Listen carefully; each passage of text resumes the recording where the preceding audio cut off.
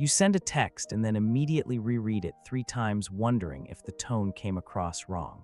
You lie awake at night replaying a conversation from earlier in the day, noticing the one thing you said that could have landed differently. You make a decision and then quietly second guess it for the next 2 hours, even though, logically, you know it was fine. People call it overthinking, and usually they don't mean it as a compliment. But here's what almost nobody tells you. The mind that thinks too much is very often the same mind that thinks most deeply. And there's a significant difference between a brain that is broken and a brain that simply cannot settle for the surface of things. Psychology has quite a lot to say about which one you actually have. Reason number 1, your brain is wired for depth, not efficiency. Research in neuroscience and personality psychology shows that people who tend to overthink often have a more active and sensitive neural processing system. This means their brains quite literally take in more detail, more nuance, more possible interpretations of a situation than the average person's brain does automatically.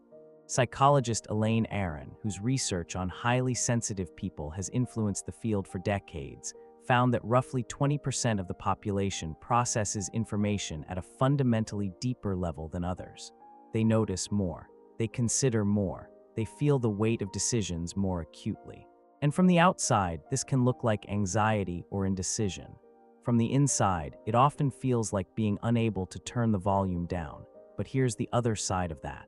The same processing depth that makes you replay conversations also makes you extraordinarily perceptive. You pick up on things others miss. You anticipate problems before they happen. You understand people and situations with a nuance that genuinely serves you and the people around you in ways that are easy to take for granted. Your brain isn't inefficient, it's running a more complex program. Reason number 2, you care, and thinking is how that caring shows up. Psychology shows that excessive thinking is almost always connected to something that matters. People don't lie awake replaying conversations they didn't care about. They don't agonize over decisions that mean nothing to them.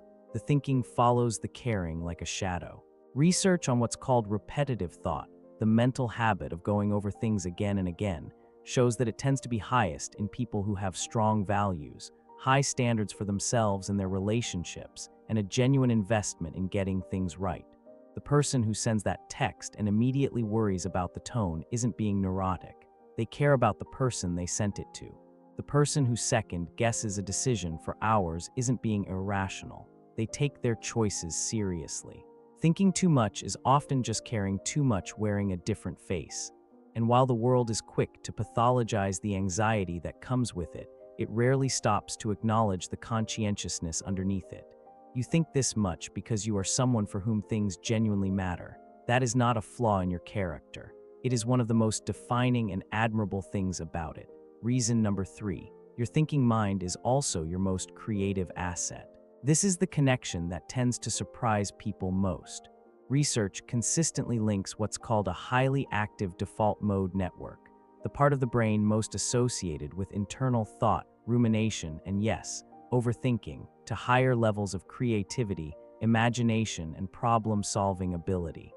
In other words, the same mental machinery that keeps you up at night turning things over is also the machinery that generates your best ideas. Writers, artists, scientists, and innovators tend to score high on measures of reflective thinking.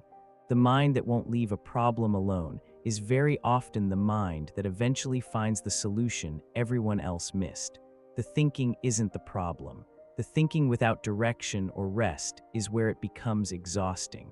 When that same depth of mental energy gets channeled into something creative, something meaningful, something you genuinely care about building, it stops feeling like overthinking and starts feeling like exactly what it is. A remarkable mind doing what it was built to do. Here's what I want you to take away from this. You don't think too much because something is wrong with you. You think this much because your mind is deep, because you care about your life and the people in it, and because you are someone who takes the world seriously. That is worth something, more than you probably give yourself credit for. The goal isn't to think less. It's to learn to direct that depth somewhere it can do good, and to give yourself permission to rest without guilt when the thinking has done enough for one day. You are not broken, you are thorough. And the world quietly needs people like you more than it usually admits. If this resonated with you, subscribe. Every week, we explore the psychology behind the traits people misunderstand most, including the ones you've been quietly carrying without knowing what to call them. Come back next week. There's more here for a mind like yours. We'll see you in the next one.